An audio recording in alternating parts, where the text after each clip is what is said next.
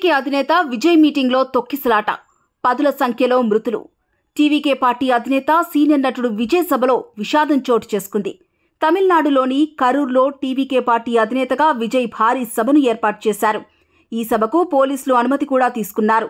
10,000 మందికి మాత్రమే పోలీసులు అనుమతి ఇచ్చారు. కానీ విజయ్ అభిమానులు అక్కడకు భారీగా తరలి వచ్చారు. దీంతో తొక్కిసలాట జరిగింది. ఒక్కసారిగా జనం ఎగబడడంతో తోపులాట జరిగింది. ఒకరి మీద ఒకరు పడి తొక్కుకున్నారు. ఈ ప్రమాదంలో 40 మందికి పైగా చనిపోయారు. 50 మందికి పైగా గాయపడ్డారు. అందులో 6 చిన్నారులు, 16 మంది మహిళలు చనిపోయారు. తొక్కిసలాట ఘటనలో మృతుల కుటుంబాలకు ఎక్స్గ్రేషియా ప్రకటించింది ప్రభుత్వం. చనిపోయిన వారికి 10 లక్షల ఎక్స్గ్రేషియా, గాయపడ్డ వారికి ₹1,00,000 పరిహారం ప్రకటించారు సీఎం స్టాలిన్.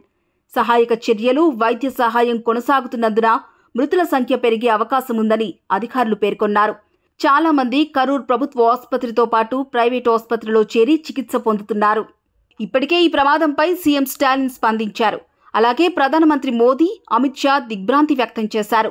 రాజకీయ ర్యాలీ సందర్భంగా జరిగిన దురదృష్టకర ఘటన చాలా దుఃఖం కలిగిస్తుందన్నారు. ప్రాణాలు కోల్పోయిన కుటుంబాలకు సానుభూతి తెలిపారు. అలాగే సినీ నటుడు రజనీకాంత్ కూడా ఈ ప్రమాదంపై దిగ్భ్రాంతి వ్యక్తం చేశారు. కరూర్ ఘటనపై రాష్ట్రపతి ద్రౌపది ముర్ము దిగ్భ్రాంతిని వ్యక్తం చేశారు. తొక్కిసలాటలో పలువురు మృతి చెందడం బాధాకరమని, గాయపడ్డ వారు త్వరగా కోలుకోవాలని ప్రార్థిస్తున్నా అని, మృతుల కుటుంబాలకు నా ప్రగాఢ సానుభూతి అని ద్రౌపది ముర్ము తెలిపారు.